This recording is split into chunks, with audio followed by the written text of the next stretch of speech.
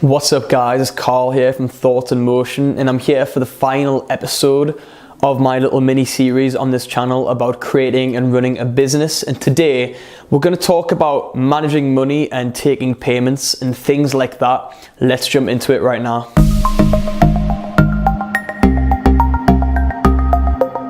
Alright, so the original idea for this video was to talk about kind of how to take payments and how to go about taking payments, but I thought that was a little bit boring and blatantly obvious because there's only a certain number of ways that you can take money while running a business, such as cash, PayPal, bank transfer, setting up transfers, whatever it may be. But what I do want to talk about and go into a little bit more depth about is managing money and sustaining your business from managing money. So let's get into the first point, which is about managing money. So managing money is a blatantly obvious thing that applies to life in general, no matter what you do. As long as you're a human, you need to know how to manage money correctly, essentially. So it's blatantly obvious, I'm well aware of that, but I feel like a lot of people don't know how to manage money correctly, especially while running a business, because it's incredibly difficult, incredibly important, and underestimated at the same time.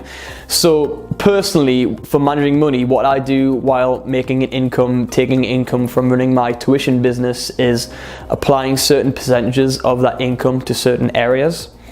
So in my case, I'll put a certain area, a certain percentage even, into my bank, a certain percentage into my actual hand that I use to spend, a certain percentage into my savings, and also a certain percentage that goes into a separate fund to pay for everything business related. And that's the most important thing.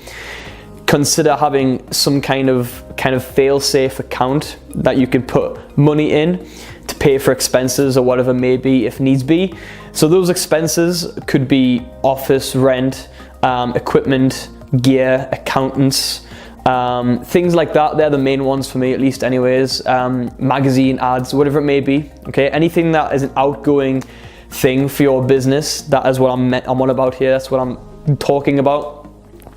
This is a really important thing to focus on and try and sort from day one as soon as you start running a business, because you never know when you're going to need to kind of fall back on that, and it helps sustain things a lot at the same time.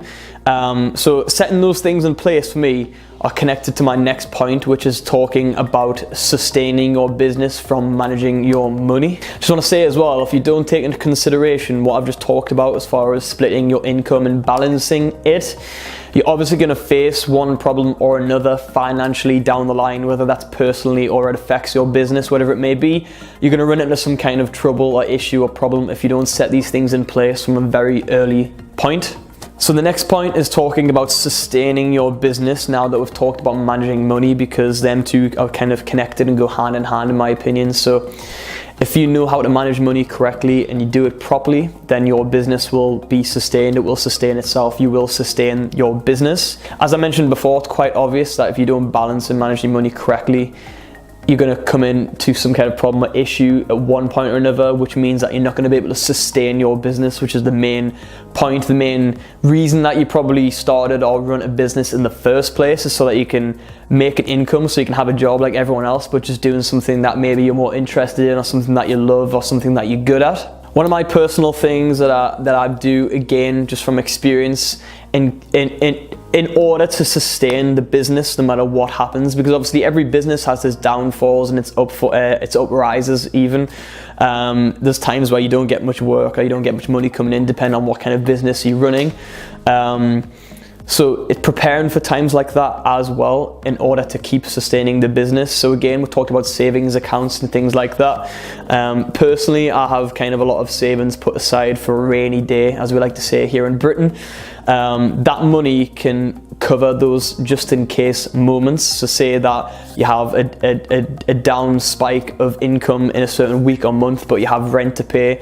You've got money that you can fall back on to pay for those things, and money that you can fall back on to actually buy food and survive and live in case of these things happening. So definitely that's another thing to take away from this second and final point, is put money aside for a rainy day, as well as putting money aside for everything else. Basically just being able to split, manage, and look after your income as a whole and separate it into different areas and things that you may or may not need is the most important takeaway from this video and the point that I'm trying to get across here. And it's the main key important ingredient for running a business, sustaining a business, and managing a business as a whole.